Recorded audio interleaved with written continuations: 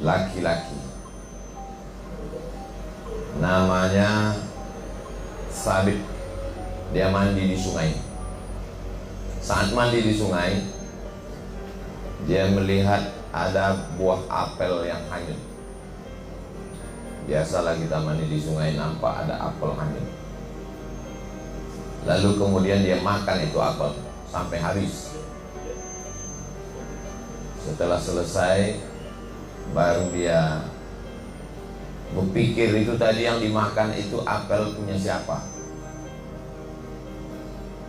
Dia telusuri sungai, dia telusuri kemana ini muara sungai, hulunya kemana. Akhirnya ketemu kebun apel. Lalu dia cari yang punya kebun.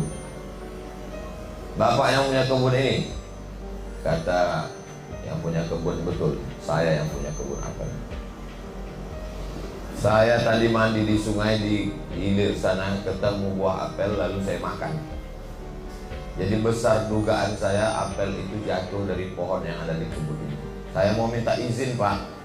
Takut saya apel ini nanti termakan menjadi darah daging. Saya takut mencuri. Cuman saya teringatnya setelah kenyang. Jadi Sabit ini ingatnya itu setelah kenyang. Kata yang punya kebun, tidak bisa semudah itu minta izin makan apel saya. Kamu tidak akan saya izinkan sebelum memenuhi syarat. Apapun syaratnya saya terima. Daripada saya mencari Bapak nanti di akhirat minta izin di padang mahsyar, lebih baik saya minta izin di dunia. Gak apa-apa susah di dunia, karena di akhirat itu hisabnya mencari orang lama. Lebih baiklah saya minta maaf di dunia. Kata Sabit, saya minta maaf, Pak. Harus ada syarat. Syaratnya apa? Kamu mesti ke rumah saya. Terus nanti sampai di rumah Bapak, kamu mesti menikahi anak saya. Wah, ini enak sekali nih. Sudah makan apel gratis, dapat anak lagi. Ini adalah kisah yang sangat dirindu-rindukan jombloan. Baiklah. Tapi kamu perlu tahu, Sabit, apa itu? Anak saya ini tidak punya kaki, tidak punya tangan, tidak punya mata, tidak punya telinga, tidak punya mulut. Sudah terbayangkan, bulat macam semangka. Dan kamu mesti menikahi anak saya ini, baru saya maafkan. Kalau kamu tidak nikah, tak mau kamu menerima anak saya ini, sampai mati, sampai di akhirat kamu akan bertemu saya di padang mahsyar nanti. Lama Sabit berpikir, tapi karena Sabit ini sangat takut kepada Allah, baiklah saya nikah. Lalu kemudian, aku nikahkan engkau Sabit dengan anakku dengan mahar sebentuk cincin emas tunai. Sah. Selesai menikah. Selesai acara akad nikah, malamnya Sabit masuk ke dalam rumah. Habis itu dia masuk ke dalam kamar. Dia lihat istrinya itu. Ternyata dia bukalah cadar penutup wajah istrinya. Kaget sekali Sabit, ternyata istrinya itu punya tangan, punya kaki, punya mata, punya telinga, dan cantik sekali. Lalu Sabit terkejut.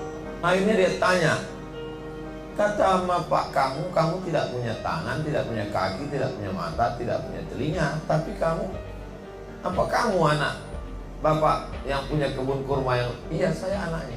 Akhirnya dia tanya, Pak, bapak kan bilang anak bapak tidak punya kaki, tidak punya tangan, tidak punya mata, tidak punya telinga, tidak punya mulut. Tapi anak bapak, dia takut juga, takut salah. 2 kali salah, udah makan apel salah. Ini menikahi anak orang salah lagi, masa salah terus hidup? Kata si bapak, saya bilang anak saya itu tidak punya kaki karena memang kakinya tidak pernah melangkah ke tempat maksiat. Saya bilang anak saya itu tidak punya tangan karena memang tangannya tidak pernah buat dosa. Saya bilang dia tidak pernah punya mulut karena memang mulutnya tidak pernah dipakai untuk membicarakan aib orang lain buat dosa. Saya bilang dia tidak punya telinga karena telinganya tidak pernah dipakai untuk mendengarkan kata-kata maksiat. Saya katakan dia tidak punya mata karena memang dia tidak pernah melihat perbuatan yang tidak diridhai Allah. Maka inilah dia anak saya. Saya nikahkan ke kamu, Sabit, karena belum ada orang di zaman ini yang mau makan buah tiba-tiba minta maaf. Memang sudah lama saya mau mencari menantu dan kamulah orangnya, Sabit. Akhirnya menikahlah Sabit. Sa-nya pakai huruf sa, Sabit. Sabit artinya orang yang kokoh. Akhirnya lahirlah seorang anak laki-laki, buah pernikahan dari Sabit yang takut makan apel dengan istrinya yang tak punya mata, tak punya telinga, tak punya kaki, tak punya mulut karena tak pernah buat dosa, dengan mertua yang tak memikirkan menantunya ini apa dan siapa, yang penting jujur, takut makan buah apel minta maaf. Pernikahan Sabit dengan anak yang solihah, dengan mertua yang soleh, lahirlah seorang anak laki-laki. Anak laki-laki itu diberi nama Nu'man. Nama ayahnya Sabit, itulah dia Nu'man bin Sabit. Meninggal tahun 150 Hijrah. Nu'man bin Sabit, nama kerennya Imam Hanafi, imam mazhab yang pertama. Yang pertama Imam Hanafi, yang nomor dua Imam Maliki, nomor ketiga Imam Syafi'i, nomor keempat Imam Hambali. Imam Hanafi nama aslinya Nu'man bin Sabit. Nu'man bin Sabit inilah ulama Ahlus Sunnah wal Jamaah, berguru langsung dengan cicitnya Rasulullah SAW, namanya Imam Ja'far Shadiq. Nabi punya anak perempuan namanya Fatimatus Zahra. Fatimatus Zahra ini punya anak laki-laki namanya Husain. Sayyidina Husain punya anak laki-laki namanya Ali Zainal Abidin. Zainal Abidin punya anak laki-laki namanya Muhammad Al-Baqir. Muhammad Al-Baqir punya anak laki-laki namanya Imam Ja'far Shadiq. Imam Ja'far Shadiq punya murid yang hebat namanya Nu'man bin Sabit. Gurunya hebat, bapaknya jujur, ibunya bertakwa, dan kakeknya juga tidak pilih-pilih maju. Maka dikenallah dengan Imam Hanafi ini Sirajul Ummah, penerang umat. Imam Hanafi itu meninggalnya karena apa? Diangkat jadi hakim agung. Hakim. Lalu kemudian hakim ini yang paling tinggi namanya Qadhi Qudat. Hakimnya hakim agung. Diangkat jadi hakim, nggak mau. Raja merasa tersinggung karena orang, kamu mau jadi hakim? Enggak. Akhirnya merasa dipenjara, masuk penjara. Menurut satu riwayat diracun, meninggal. Jadi orangnya amat sangat jujur, amat sangat baik. Dari mana datangnya itu? Buah tidak jauh jatuh dari pohonnya, kecuali jatuhnya ke sungai atau dilarikan burung. Jadi kalau ketemu anak yang jujur baik, bapaknya. Jadi memang kalau mau mencari bibitnya itu mesti ditanam di tanah yang baik. Bibitnya bagus, ditanam di tanah yang bagus, tumbuhlah bunga mawar yang cantik, indah dipandang, dicium harum sumerbak. Bibitnya bagus, ditanam di tanah yang tandus, keluar pohon kaktus. Bunganya tidak sedap dipandang, dicium salah-salah hidung kita bengkak, ditusuk duri. Jadi memang dia mesti ada korelasi antara bibit yang bagus dengan tanah yang subur, dijaga, dipelihara, dikasih makan yang baik, pendidikan yang baik. Pribadi anak cerminan ketakwaan orang tua. Bagaimana orang tua, begitulah sifat anaknya. Asli semuanya. Sifat-sifat bawaan, karakter, masalah on time, tepat waktu, masalah cara bicara, masalah kedisiplinan, masalah takut makan haram. Bibit ini amat sangat baik sekali. Makanya dalam Islam, seorang laki-laki mencari perempuan sifatnya 4. Pertama, lima liha, karena dia anak orang kaya. Yang kedua, wali hasabiha, keturunan. Yang ketiga, wali jamaliha, kecantikannya. Tapi kata Nabi, jangan kau pandang yang 3.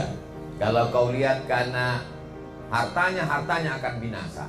Kalau kau lihat karena keturunannya, berapa banyak perempuan dicopot gelar-gelar sukunya karena melanggar pantangan adat istiadat. Jangan kau pandangkannya rupanya, karena wajah musim berganti, semuanya akan berubah. Tapi pandanglah, kata Nabi yang keempat, fasfar bidzatid din, lihatlah bagaimana dia taat menjalankan ajaran-ajaran agama. Itulah yang tidak akan lapuk karena hujan, tak akan lekang karena panas, tidak akan berubah apapun yang terjadi. Zaman boleh berganti, politik boleh bertukar, tapi sifat bawaan ibu akan turun kepada anak. Itulah pentingnya mencari sifat ibu yang solihah. Adapun perempuan mencari calon suami, sifatnya lebih dikit lagi, hanya 2 saja. Idza ja'akum man tardawna dinahu, kalau datang laki-laki meminang anak. Bapak-bapak yang punya anak, kalau datang laki-laki meminang anakmu, pandang yang pertama dinahu, baik menjalankan agama, wa khuluquhu, baik akhlaknya. Kenapa 2? Karena ada orang yang akhlaknya baik, sopan. Kalau ditanya, OSB di mana? Di sana. Sopannya luar biasa. Natap kita pun nggak mau, tapi nggak sholat, nggak bisa. Ada pula orang yang sholatnya rajin, sholat zuhur, sholat asar, sholat maghrib, sholat isya, sholat tahajud, sholat witir, puasa sunat, tapi kasar, nggak bisa. Dua-duanya harus sejalan. Orangnya sopan, orangnya baik, orangnya juga menjalankan agama.